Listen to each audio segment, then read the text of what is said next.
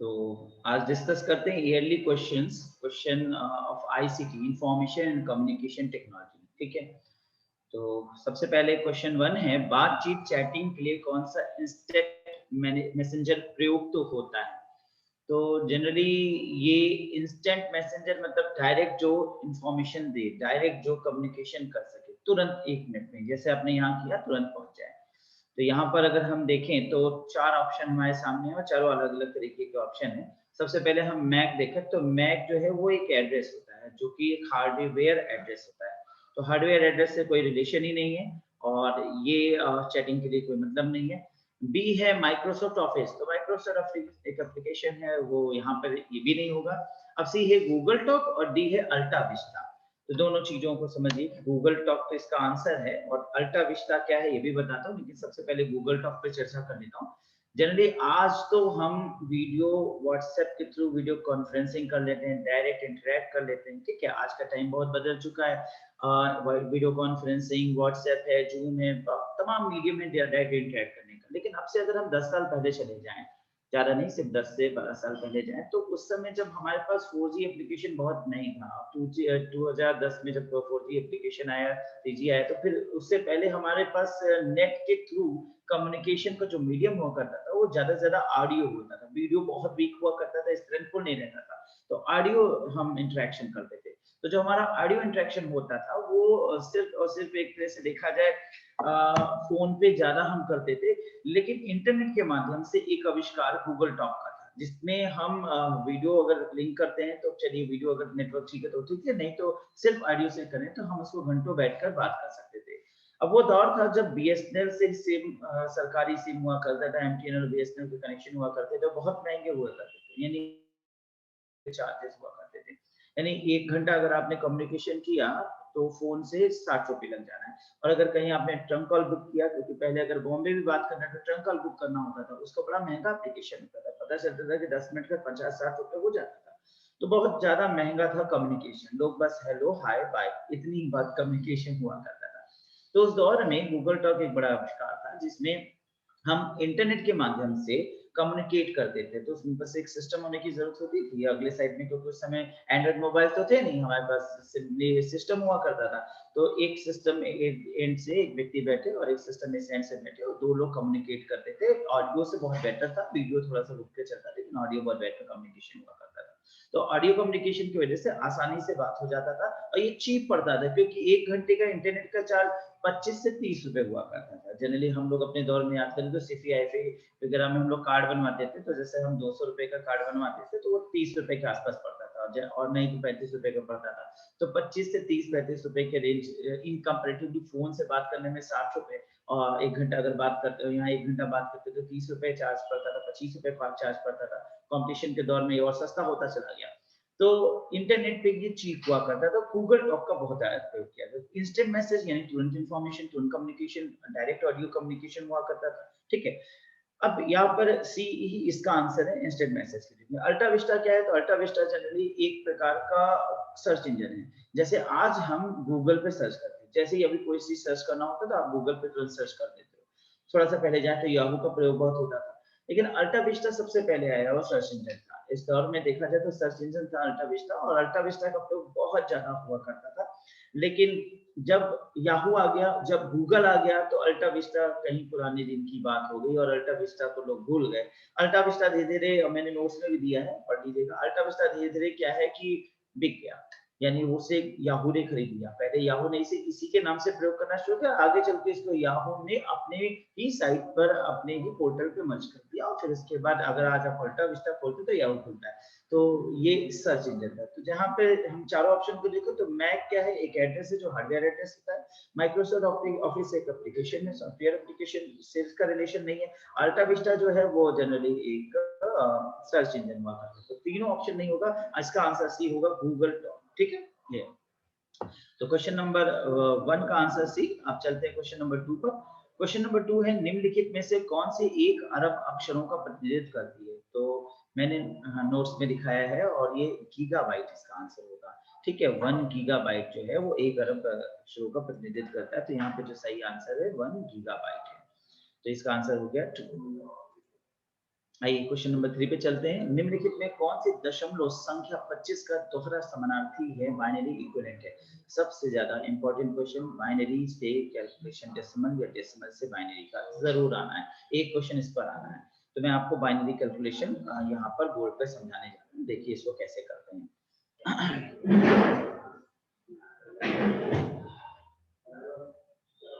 Generally हम 25 का binary हमें निकालना है, क्वेश्चन में 25 का बाइनरी निकालना है। तो ये हमने एक इसे रेखा खींच लिया और इसको 2 से भाग दिया। 2 1 टाइम्स मिल गया 2 हो गया और 2 2 टाइम्स से 4 यानी 12 2 गया 24। 2 से भाग देंगे क्योंकि बाइनरी है। एक अभी ऑक्टल मैंने जैसे नोट्स में समझाया है, ऑक्टल होता है तो 8 से भाग देते हैं तो 8 से होता है। हेक्साडेसिमल होता है तो 16 से भाग देते हैं तो 16 से भाग देते हैं। लेकिन यहाँ पे बाइनरी इक्विवेलेंट बोल रहे हैं तो 2 से भाग देते हैं, ठीक है। 2 12 या 24, ठीक है। क्या बचा? 1 बचा। वो एक जो रिमाइंडर है, रिमाइंडर का पावर यहाँ लिखते चलेंगे। फिर हम उसको 2 से ही भाग देंगे। 2 6 जा 12, 2 6 जा 12, कितना बचा? 0, कुछ नहीं बचा, 0 बचा। फिर 2, फिर 2 क्या 3 जा 6, 2 3 जा 6, कितना बचा?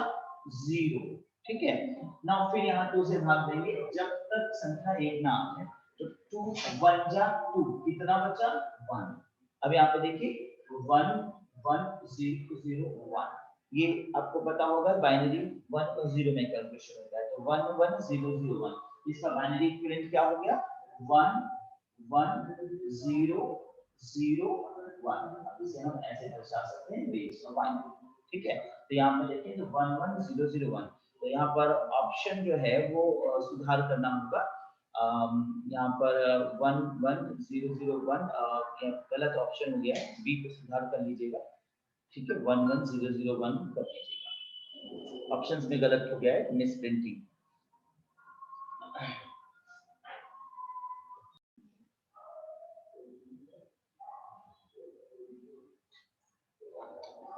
तो अगले क्वेश्चन पे चलते हैं, क्वेश्चन नंबर 4 को देखते हैं।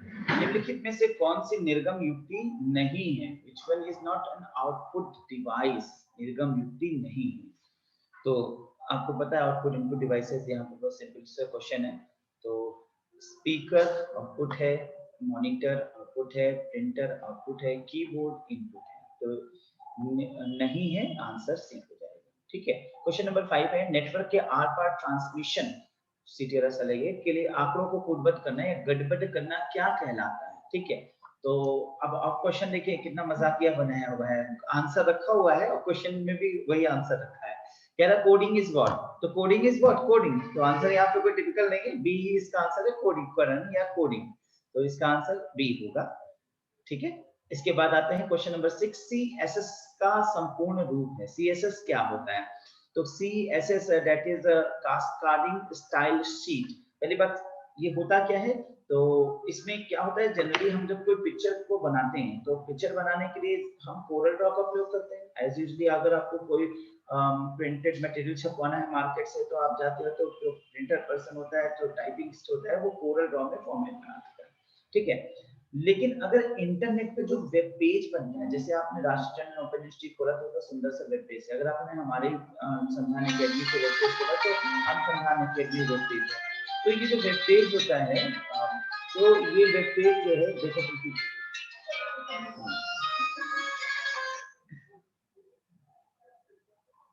जो है CSS सॉफ्टवेयर होता है, कास्केडिंग स्टाइल शीट। तो जो HTML लैंग्वेज सीखते हैं, जो इंटरनेट के वेब पेजेस बनाते हैं, वो लोग CSS पर वेब पेज डिजाइन करते हैं। तो ये कास्केडिंग स्टाइल शीट, ठीक है, इस सॉफ्टवेयर कास्केडिंग स्टाइल शीट। तो यहाँ पे सही आंसर इसका ए होगा, कास्केडिंग स्टाइल शीट्स पर वो करते हैं, ठीक है। सॉफ्टवेयर एप्लीकेशन सीखते हैं और इसी से वो बनाते हैं। क्वेश्चन नंबर 7 है, MOOC, तो मूक का फुल फॉर्म क्या होगा? Massive open online course. तो मैसिव ओपन ऑनलाइन, बड़े स्तर पर ओपन ऑनलाइन सिस्टम पर वर्क करना। तो बड़े स्तर पे मैसिव ओपन ऑनलाइन कोर्स, ये मैंने नोट्स में इस पर डिटेल दिया है, इसको स्टडी कर लीजिएगा, ठीक है। आइए क्वेश्चन नंबर 8 पे चलते हैं। जैसे अभी क्वेश्चन नंबर हमने आपके साथ 3 किया था, 25 का बाइनरी इक्विवेलेंट, वैसे देखिए क्वेश्चन नंबर यहाँ पर 8 है, 35 का बाइनरी इक्विवेलेंट। तो इसे करिए। तो देखो यहाँ पर 35 को हमने ऐसे रखा जैसे हमने लास्ट में आपको 25 रख दिया, दो लाइनें ऐसे साइड में खींच लिया।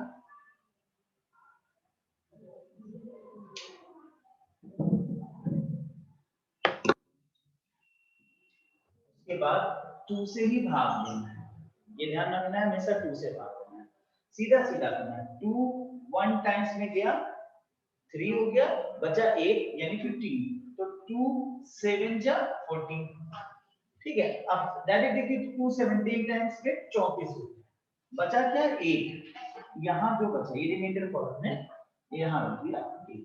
उसके बाद फिर हमने 8 टाइम्स, हाँ अब 2 को रखा है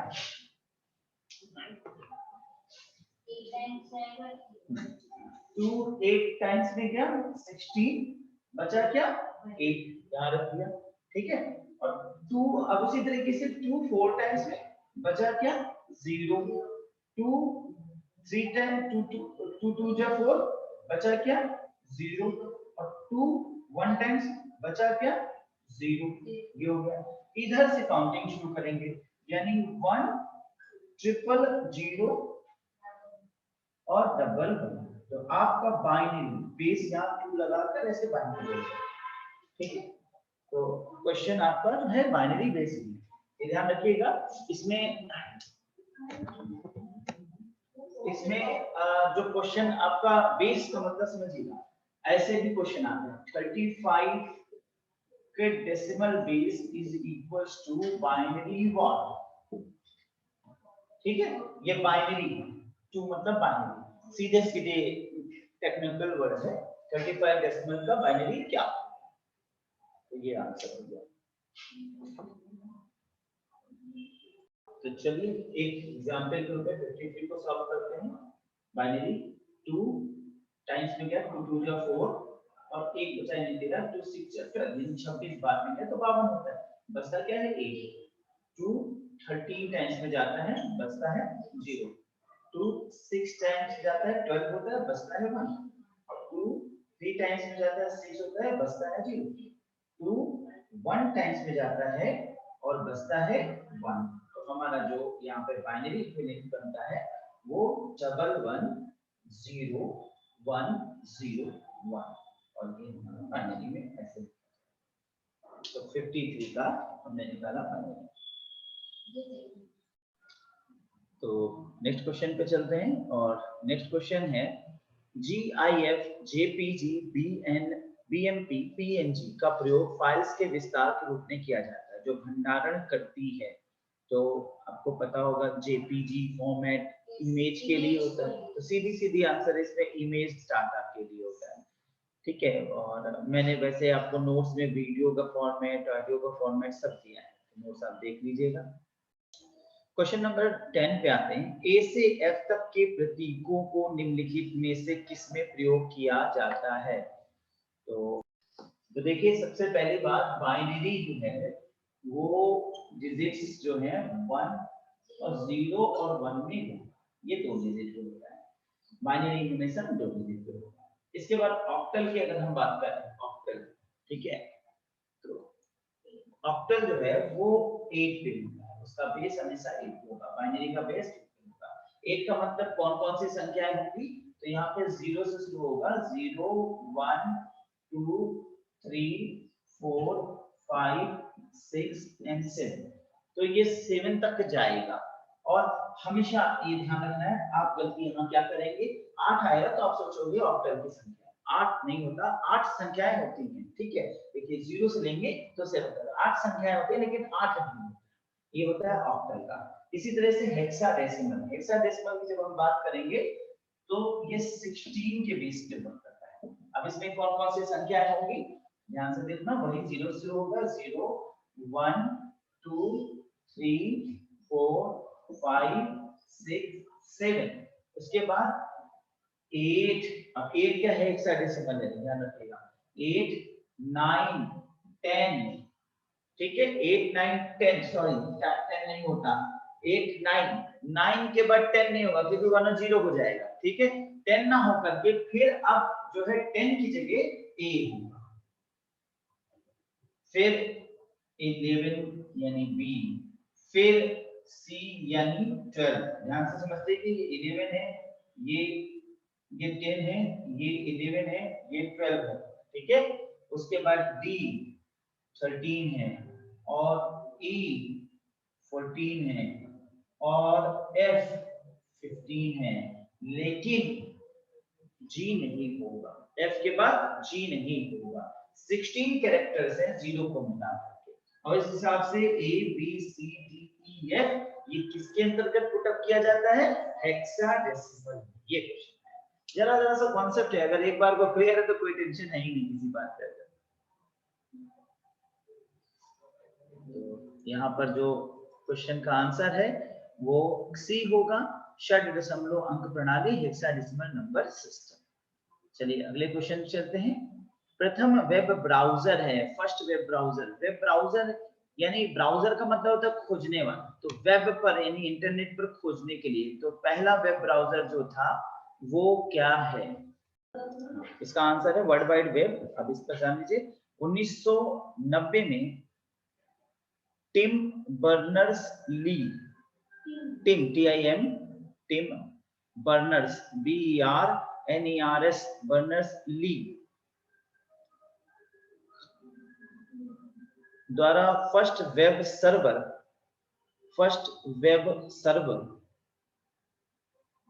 और first web browser, first web server और फर्स्ट वेब ब्राउजर की खोज की गई, जिसका नाम वर्ल्ड वाइड वेब ब्रैकेट में www वर्ल्ड वाइड वेब, ठीक है, रखा गया, जिसे आगे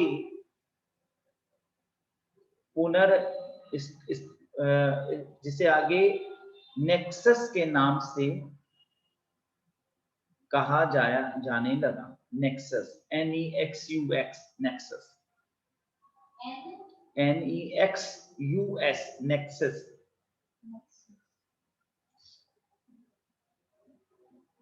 उसके बाद बहुत जल्दी कुछ अन्य आविष्कारकों ने नए वेब ब्राउजर्स का आविष्कार किया। बहुत जल्दी कुछ अन्य आविष्कारकों ने नए वेब ब्राउजर्स का आविष्कार किया, जिसमें 1993 में विकसित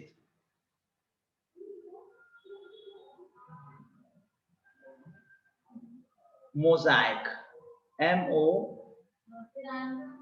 1993 में, हाँ, मोज़ैक MOSAIC, मोज़ैक ब्रैकेट में मोज़ैक 1993 में विकसित मोज़ैक MOSAIC, मोज़ैक ब्रैकेट में आगे चलकर जिसे नेटस्केप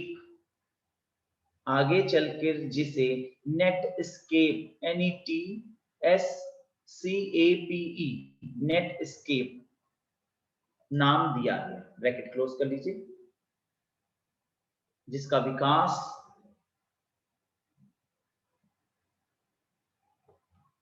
विकास मार्क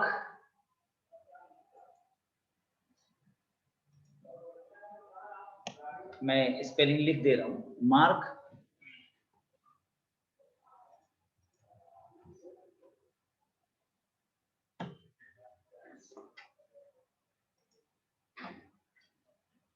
एंड्रीसन,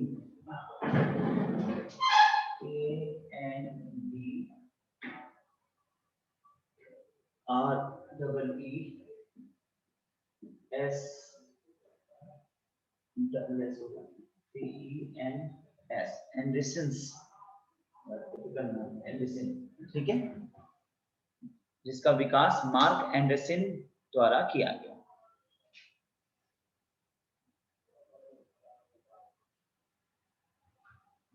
आज बहुतायत में जो वेब ब्राउजर्स प्रयोग हो रहे हैं,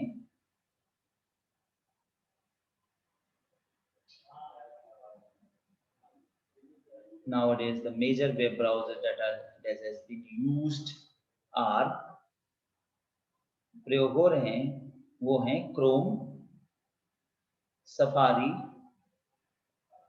internet Explorer, Firefox, Opera, Edge, EDGE, Edge, etcetera. तो अभी जो आपके मन में कंफ्यूजन था नेटस्केप, लग रहा था नेटस्केप नाम सुना सुना, तो यहाँ स्पष्ट हो जाए कि नेटस्केप जो है वो बाद में आया। सबसे पहले जो वेब ब्राउजर का विकास हुआ वो था www। इसमें कोई स्पेस नहीं है, वर्ल्ड वाइड वेब एक साथ लिखा जाएगा, कोई स्पेस नहीं रहेगा। ठीक, एग्जाम्पल सब फिर से बोल दे रहे हैं। पहला है क्रोम, फिर है सफारी, फिर है इंटरनेट एक्सप्लोरर, फिर है फायरफॉक्स, फिर ओपेरा, फिर Edge, EDGE, Edge. Clear? Okay.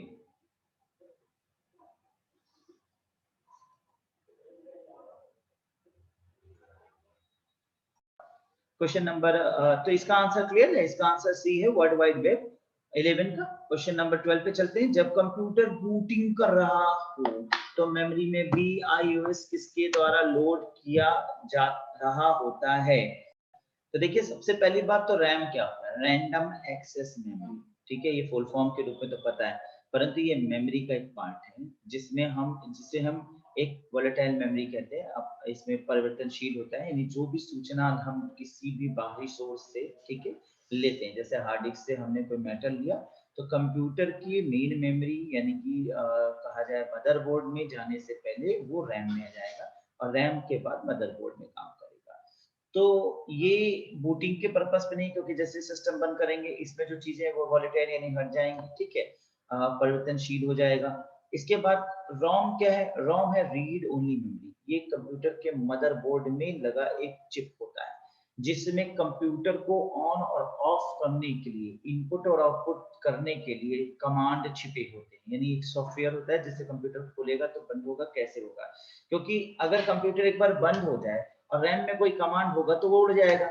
और फिर जब कंप्यूटर खोलेगा तो कंप्यूटर को पता है कैसे जाएगा कि किस कमांड से खुलना है। तो एक चीज जो उसकी की है, यानी रोम एक की है जिससे उसको ओपन होना है और फिर बंद होना है। इनपुट आउटपुट डिवाइस जिसका BIOS, बेसिक इनपुट आउटपुट, ठीक है। तो बेसिक इनपुट आउटपुट सिस्टम, तो ये कंप्यूटर को ओपन होने और बंद होने को खुल देने के इत्यादि के लिए इनपुट कमांड होता है जो कि फिक्स होता है, नॉन वोलेटाइल मेमोरी, यानी कि अपरिवर्तनशील है, इसमें जो डेटा है वो हटेगा नहीं, ठीक है ना। अब कंप्यूटर ऑफ करो चाहे ऑफ करो, जितनी बार भी उसको ऑन ऑफ करने का कमांड देगा तो रोम देगा, ठीक है। CD को रीड करने के लिए जो रोम होता है वो CD रोम बोला जाता है। और TCP एक अलग चीज है जो प्रोटोकॉल है। कंप्यूटर में कुछ प्रोटोकॉल्स होते हैं, जैसे हमें कोई फाइल ट्रांसफर करना है तो फाइल ट्रांसफर करने के लिए हम फाइल ट्रांसफर प्रोटोकॉल का प्रयोग करते हैं, FTP। ये कंप्यूटर के अंदर इनबिल्ट होगा। एक्चुअली सारे ऐसे सॉफ्टवेयर जो कंप्यूटर में इनबिल्ट होंगे। एक होस्ट कंप्यूटर से जैसे ही हमने कोई फाइल ट्रांसफर किया, वो दूसरे कंप्यूटर पे जा रहा है तो किस protocol, FTP, file transfer protocol से जाता है। अगर कोई ईमेल भेज रहे हैं इंटरनेट के माध्यम से तो simple mail transfer protocol, SMTP से जाएगा, ठीक है। अगर कंप्यूटर में जो भी फाइल आ रहा है, चाहे वो FTP से आए चाहे SMTP से आए, वो कंप्यूटर, दूसरा कंप्यूटर जो डाउनलोड कर रहा है उसको रीड कर रहा है ओपन करने के लिए, तो वो किस प्रोटोकॉल से करेगा? तो POP से करेगा, पोस्ट ऑफिस प्रोटोकॉल से करेगा, ठीक है। इस सारे प्रोटोकॉल्स को कौन नियंत्रित करेगा? TCP करेगा, ट्रांसमिशन कंट्रोल प्रोटोकॉल करेगा। तो ये तो प्रोटोकॉल है, तो प्रोटोकॉल से कोई मतलब नहीं है, इनपुट आउटपुट करने का जो काम है वो करेगा रोम। तो रोम जो है वो बूटिंग का प्रोसेस है, कंप्यूटर को बूट करने के, स्टार्टअप करने के, जिसका सही आंसर है बी, रोम, रीड ओनली मेमोरी। तो द नेक्स्ट क्वेश्चन है, निम्नलिखित में से कौन सा बाकी के 3 के समान नहीं है? तो यहाँ पे देखिए मैक एड्रेस, ये भी एक हार्डवेयर का एड्रेस है, ठीक है। हार्डवेयर एड्रेस, जो भी कंप्यूटर के अंदर जो हार्डवेयर्स लगे हैं, ठीक है, कंपोनेंट्स लगे हैं, उनका एड्रेस है। फिजिकल एड्रेस का मतलब होता है भौतिक एड्रेस, ये भी हार्डवेयर से रिलेटेड होता है। तो ये सारी चीजें जो है किसी मशीन के पार्ट्स के एड्रेसेस हो गए, ठीक है। लेकिन हम आईपी एड्रेस की बात करते थे, इंटरनेट प्रोटोकॉल का एड्रेस है। यानी इंटरनेट जब आप प्रयोग करते हैं तो आपके इंटरनेट का एक आईपी एड्रेस डेवलप हो जाता है। जैसे हम फोन का प्रयोग करते हैं तो सिम और फोन में एक IMEI नंबर होता है, तो आप कहीं भी कॉल करोगे तो आप ट्रेस कर लिए जाओगे आप किस IMEI नंबर से कॉल करें, किस सिम से कॉल करें, तो वो IMEI नंबर समझ लें। वैसे इंटरनेट का एक फिक्स्ड नंबर होता है, उसे कहते हैं आईपी एड्रेस। तो आपके मोबाइल पर जो इंटरनेट आप प्रयोग करो उसका आईपी एड्रेस अलग होगा, इंटरनेट अलग होगा। तो ये आईपी एड्रेस से डिटेक्ट हो जाता है कि किसने कौन सा मेल कहां से भेजा है, ठीक है। तो ये है आईपी एड्रेस, जिसका सही आंसर होगा आईपी एड्रेस, क्योंकि बाकी तीनों जो है फिजिकल एड्रेस हैं, यानी कि भौतिक एड्रेस हैं, यानी कि कंपोनेंट्स के एड्रेस हैं, ठीक है, हार्डवेयर के एड्रेस हैं। और ये क्या है, एक नेट के एड्रेस के दृष्टिकोण से है। तो ये आंसर होगा डी, तीनों से भिन्न है। क्वेश्चन नंबर 14 है, निम्नलिखित में से आईपी एड्रेस की पहचान कीजिए। अब आपको ये देखना है कि कौन सा आईपी एड्रेस है। तो आईपी एड्रेस की क्या क्वालिटी होती है, ये अगर पता होगा तो ये इजी हो जाएगा, ठीक है ना। तो इस क्वेश्चन के उत्तर में आईपी एड्रेस की क्या क्वालिटी है उसको समझेंगे।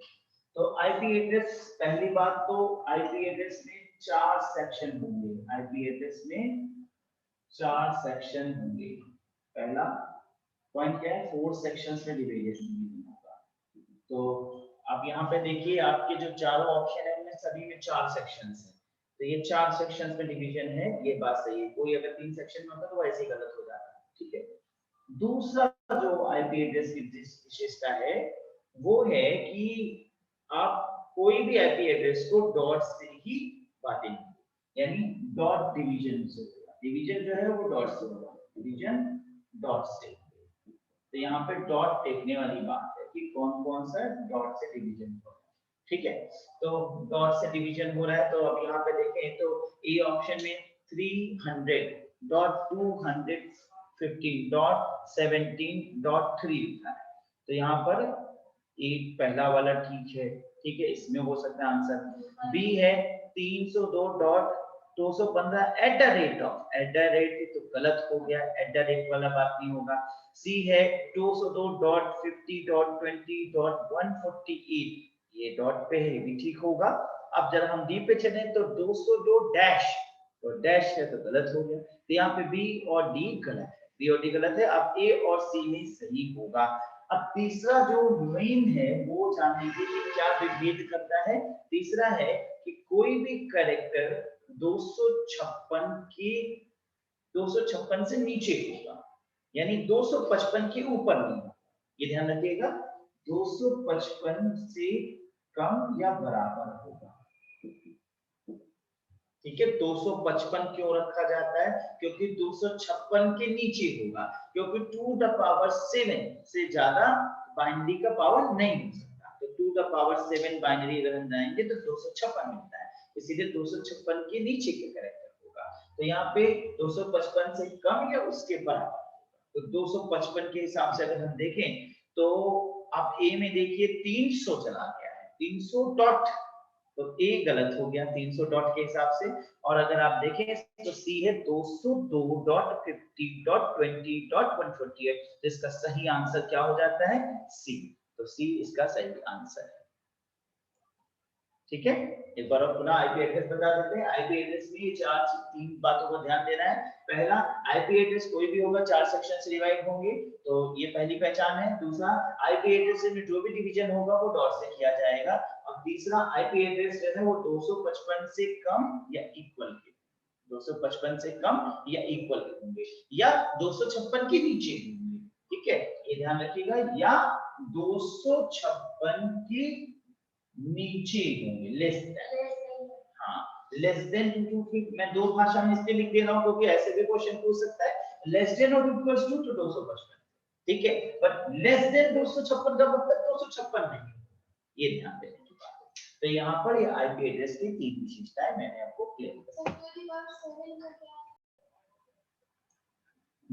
तो चलते हैं अगले क्वेश्चन पे। 15 है एफटीपी स्टैंड्स फॉर। तो अभी अभी मैंने टीसीपी में ही आपको बताया था एफटीपी यानी फाइल ट्रांसफर प्रोटोकॉल। ठीक है, तो यहाँ पर स्पष्ट आंसर ए है। आगे बढ़ने की जरूरत नहीं। फास्ट फाइल ट्रैकिंग दुनिया भर की चीजें बना के रखा गया है, अगर आपको पता है तो एक बार में हम निकाल लेंगे। क्वेश्चन नंबर 16 है इंटरनेट आधारित संचार के आरंभिक प्रयास किसके लिए किए गए थे। तो इंटरनेट जो है वो किसके लिए प्रयोग किए गए थे, तो मैंने आपको बताया था। हाँ बताइए बताइए क्या आंसर बता रहे हैं।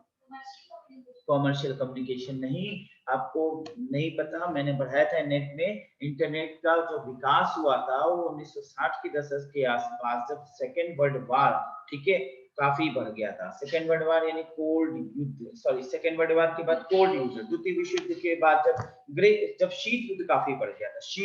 शीत युद्ध किसके बीच में ज्यादा था, रशिया और अमेरिका। ये दोनों ऐसे ध्रुव थे जो आपस में एक दूसरे को, शीत युद्ध यानी कि डायरेक्ट युद्ध ना करके एक दूसरे को कहना सुनना, गर्मजोशी की बातें, ठीक है। दोनों ही देश न्यूक्लियर संपन्न थे, दोनों एक दूसरे से डरते थे, दोनों एक दूसरे पर हमला नहीं करना चाहते थे।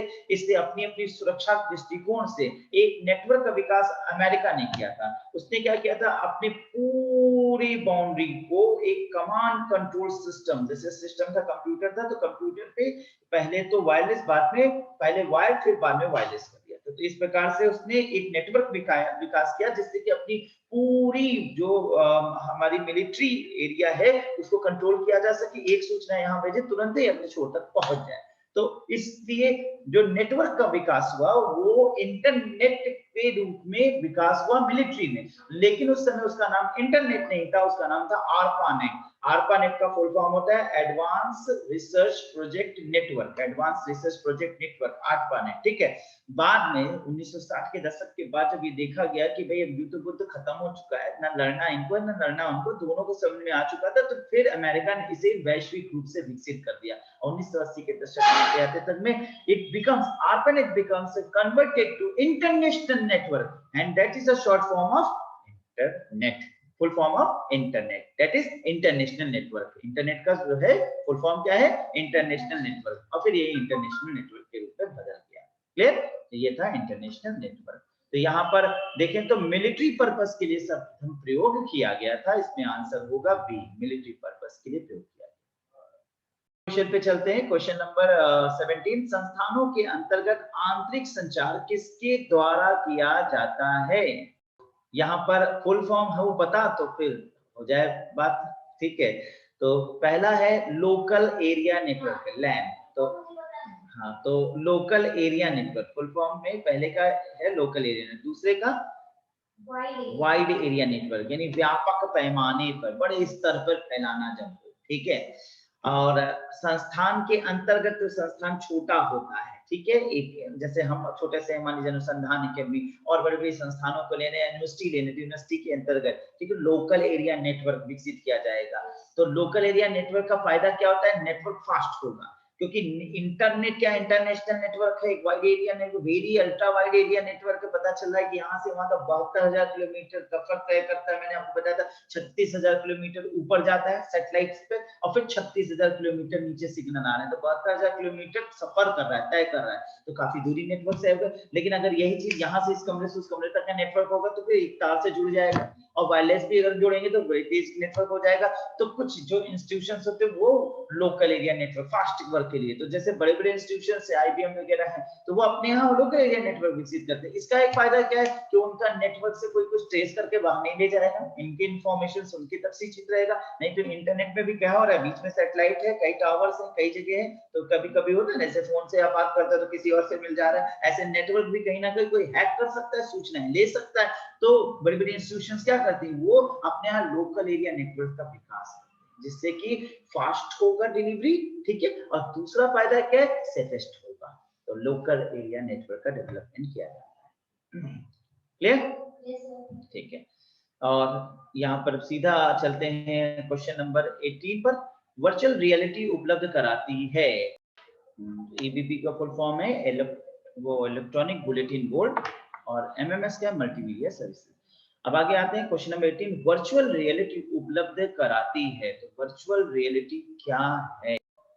Virtual means that is not real, it looking like real but it's not real, that means आभासी, आभासी सत्यता।